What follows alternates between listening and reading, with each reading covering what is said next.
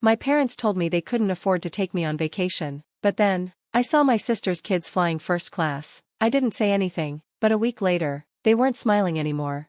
I was always the other sibling, not the favorite, not the one who got praised at family dinners, just there. My sister Christina, on the other hand, was the perfect daughter, the loving wife, the devoted mother of 2 kids, always the one my parents did everything for. And then there was me, Lucas, the responsible one, the one who didn't ask for much, the one who worked hard, paid his bills, and often had extra money when family needed it. It started small. "Could you help with the electricity bill this month?" my mom asked once. "Your father and I are a little tight." I had just started my first job, and I was happy to help. Then my sister needed some help too. "Liam needs braces, and it's really expensive," she said over the phone. "I wouldn't ask, but I know you're doing well." And so, it went on, helping with bills, fixing things around the house, buying school supplies for my niece and nephew. "You're so lucky, Danny," my mom would say. "You don't have all these responsibilities like Christina." Lucky. That's what they called it. I told myself it was fine. It's family, right? Besides, I wasn't struggling. I had no wife, no kids, no big bills. But there was one thing I had always wanted: to travel. I had dreamed about it for years, saving money, looking at destinations, imagining myself seeing new places, but somehow, every time I was close, something always came up: a family emergency, an unexpected bill, or guilt trips. So when I finally booked my dream trip to Italy, paying for it all by myself, I didn't tell anyone. It was my one selfish act. Or so I thought. I was at the airport, waiting in the regular line, feeling that mix of excitement and tiredness that comes with flying. Then I heard my sister's voice. "No, Liam, put your backpack down. The seats are big, you don't need all that stuff." I turned and saw my sister, my niece, my nephew, and my parents, all in the first class line, laughing, wearing matching vacation outfits. First class. I couldn't believe it. My parents, who couldn't afford to take me anywhere, were in first class. My sister, who always said they were struggling, was there too. I took a deep breath. Maybe they saved up for this. Maybe it was some kind of miracle. Then I heard my mom laugh. "Oh, I still feel bad we couldn't take Danny," she said. Christina laughed too. "Please, he wouldn't have fit in." Laughter. A knot formed in my stomach. I turned away as the attendant called them to board. I didn't say anything. I just watched them go to first class, unaware that I had seen everything. And in that moment, something inside me changed. I didn't text or call them. For the first time in my life, I let the silence stay. Usually, I was the one checking in, making sure they didn't need anything, always trying to help. But not this time. And it felt good. My trip to Italy was everything I had dreamed of: walking through old streets, having coffee at small cafes, standing in front of the Colosseum, knowing I made it happen for myself. I should have been happy. And I was. But at night, sitting on my hotel balcony looking at the city lights, I kept thinking about that moment at the airport. "He wouldn't have fit in." The words kept echoing in my head. It wasn't about the money, it was the fact that my family never saw me as important. They had been laughing at me. I wasn't their priority. I wasn't even an afterthought. I came back home a week later, and the calls started. First, my mom. "How was your trip?" she asked in a way that sounded too cheerful. "It was great," I said flatly. Good, good. "Listen, could you help us out this month with groceries? Things are a little tight," she started. I let the silence stretch. Then I laughed. It wasn't planned, it just came out, sharp and bitter. "Groceries?" I repeated. "You mean the ones you bought on your way back from first class?" Silence. "Danny, it's not what you think," she tried to explain. "Just don't," I cut her off. "Sweetheart, we didn't mean it like that. We would have taken you if we could." "But you could," I said. "You just didn't want to." Silence. And that was when I decided.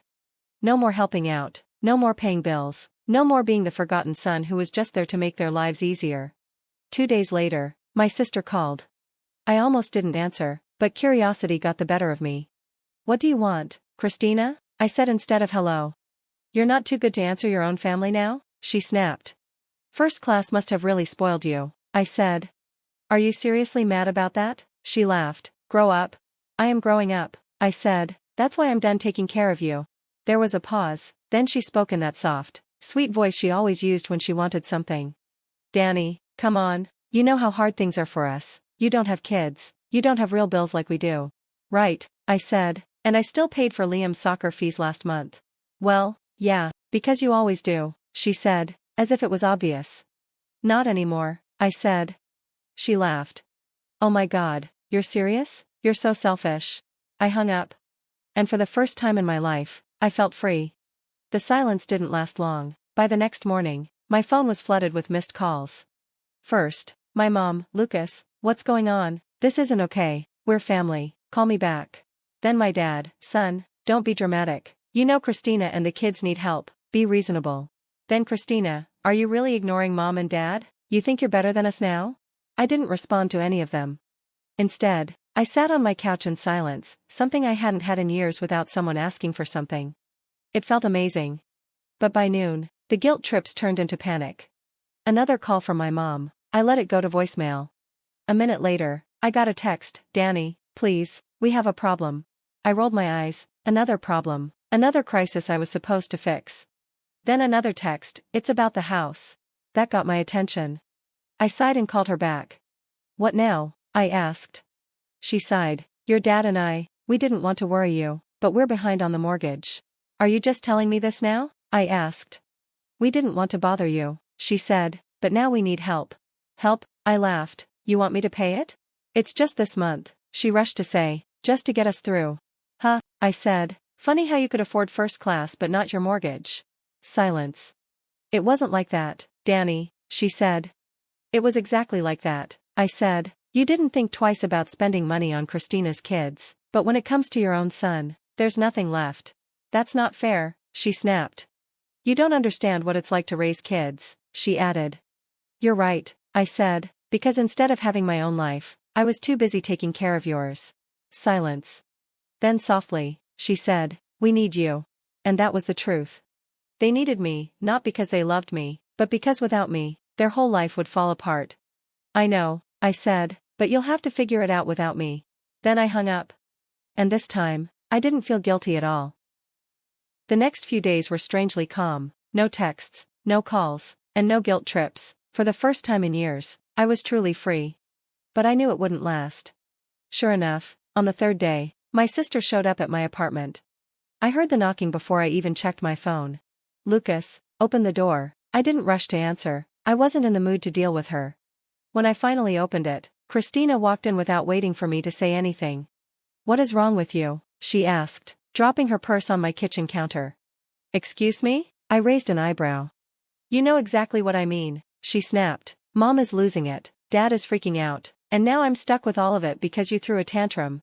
I crossed my arms. You mean you're finally dealing with it, for once?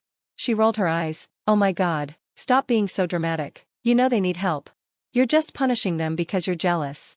Jealous? I laughed. Are you serious? Yes, Danny, this is about the trip, isn't it? You're mad because we didn't invite you, and now you're throwing a fit. I shook my head. You really don't get it, do you? Christina scoffed. Oh, please, explain it to me. I took a deep breath, trying to stay calm. It's not about the trip, Christina, I said. It's about how for years, I've been the one keeping this family afloat. I paid bills, helped with your kids, and handled emergencies, while you, Mom, and Dad acted like I only existed when you needed money. She crossed her arms. That's not true. Isn't it? I asked. When was the last time Mom called me just to check in, or Dad asked how I was doing? The only time they call is when they need something, and I let it happen because I thought that's what family does. But then I saw you all enjoying first-class flights, laughing about how I wouldn't fit in. Her face went pale. I had her.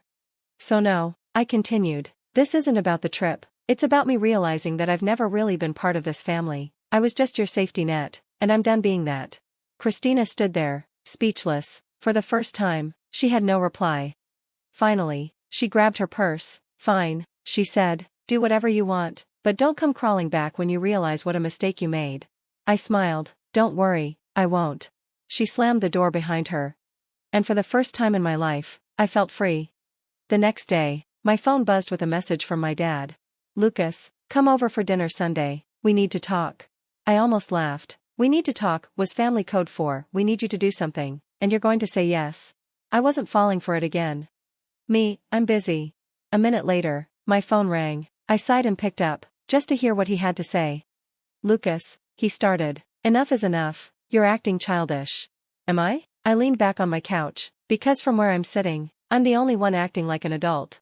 He sighed. Son, we're family. Families don't abandon each other. Abandoned? I repeated. You mean like how you abandoned me at the airport? There was a pause. That's not fair, he said. We didn't mean it like that. Maybe not, I said, but you didn't not mean it either. Another silence. Then he changed the subject. Your mother is very upset. She's been crying over this. She just wants things to go back to normal. That was the guilt trip. So do I said, but normal means me being treated like a walking wallet, and I'm done with that. That's not what this is about. Then why are you calling me now, Dad? I interrupted. Why didn't you call just to check in last week, or the week before? Why is it only when you need money? Silence. A long silence. Finally, he said, I don't know what you want from us, Lucas. Nothing, I said, that's the whole point. And then I hung up. Days passed without hearing from anyone. I was waiting for another call, text, or visit, but nothing came. It was quiet.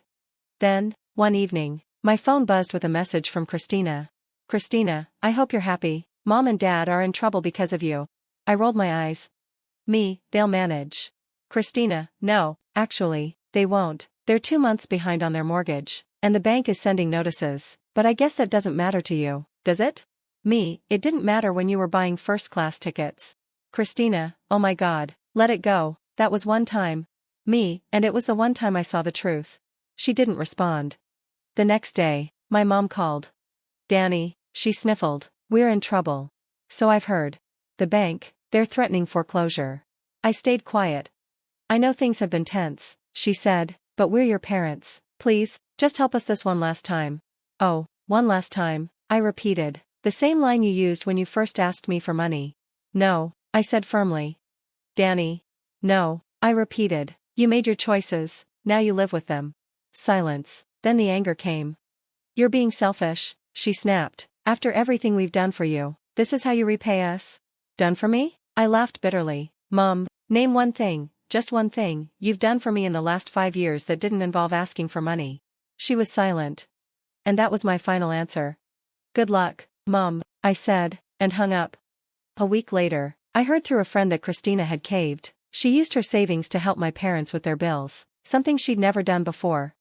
But things weren't going well. She and her husband were fighting about money. Their perfect life was cracking. My parents were finally learning what it meant to struggle without their safety net.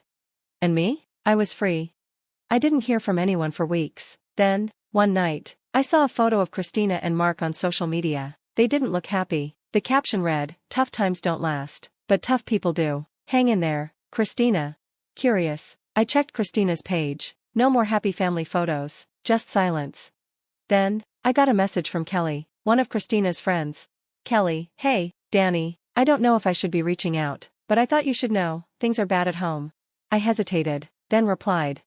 Me, why are you telling me this? Kelly, because I know how much you did for them, and now that you stopped, well, it's all falling apart. A week later, I got a call from my dad. Lucas, he said, we need to talk. We really don't, I replied. Enough is enough, he said, you've made your point, but we're your parents. This is getting ridiculous. I smirked. What's ridiculous? You abandoning your family over a vacation? Lucas, this isn't about the vacation, he said. It's about years of me sacrificing while you all treated me like a bank. I interrupted.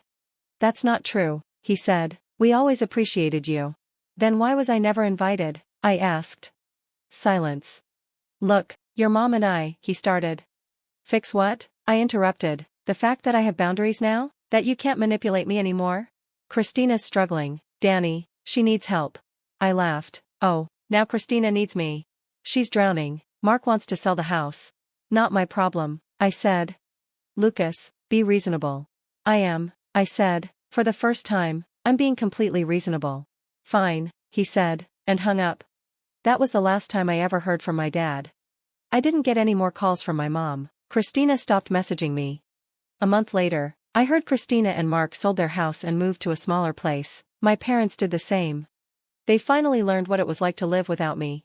And me? I was free. For the first time, I wasn't sending my paycheck to anyone. I wasn't paying for anything. I redecorated my apartment, bought new furniture, even got that espresso machine I'd wanted for months. I went to Japan. For once, I was living for myself. And it felt amazing.